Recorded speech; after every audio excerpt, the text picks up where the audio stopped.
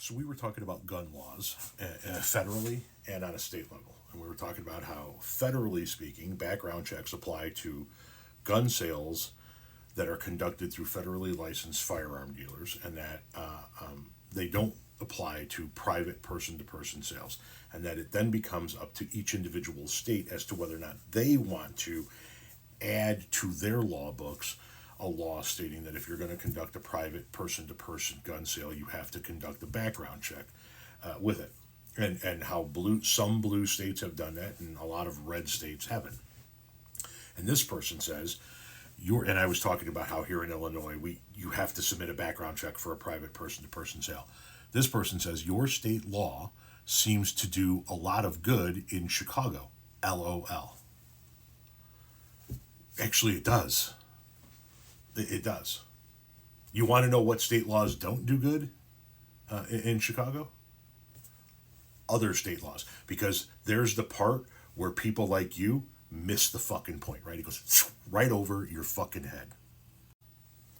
Majority of guns used in Chicago crimes come from, wait for it, outside Illinois. Nearly 60% of guns recovered in Chicago come from out-of-state dealers, with more than 20% traced back to Indiana, according to a newly released study. This was back in 2017.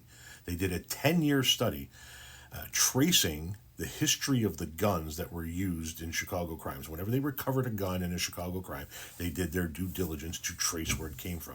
Then they gathered all of that data over the course of a decade and found that nearly 60% of them came from other states. Which means Illinois' laws had nothing to do with those sales and transfers, did they? Other states had lax laws and allowed more access to guns for more people, and they bought those guns in other states and brought them into Illinois. Let me break it down for you like this. Let's say you live in an apartment complex. You live in a building that has 50 apartment units in it, and you do your due diligence. You keep your apartment clean every day. You take your trash out every day. You wash your dishes every day. You don't leave food on the counter. You mop your floor every day. You clean your toilet every day. You are doing everything you can to keep your unit clean. But your neighbor, the unit right next door to you in the building, is just a fucking pigsty, right? Trash everywhere, food everywhere, whatever the fucking case may be.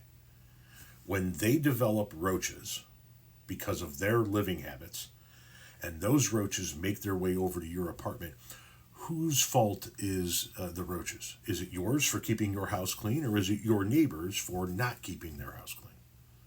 It's your neighbors, right? You didn't do anything to attract the roaches, but your neighbor did everything humanly possible to attract the roaches. Made it easy for roaches to thrive. And as a result, those roaches eventually spilled over into your apartment, and now you have roaches. Does it make sense now, or do I need to break out the fucking whiteboard?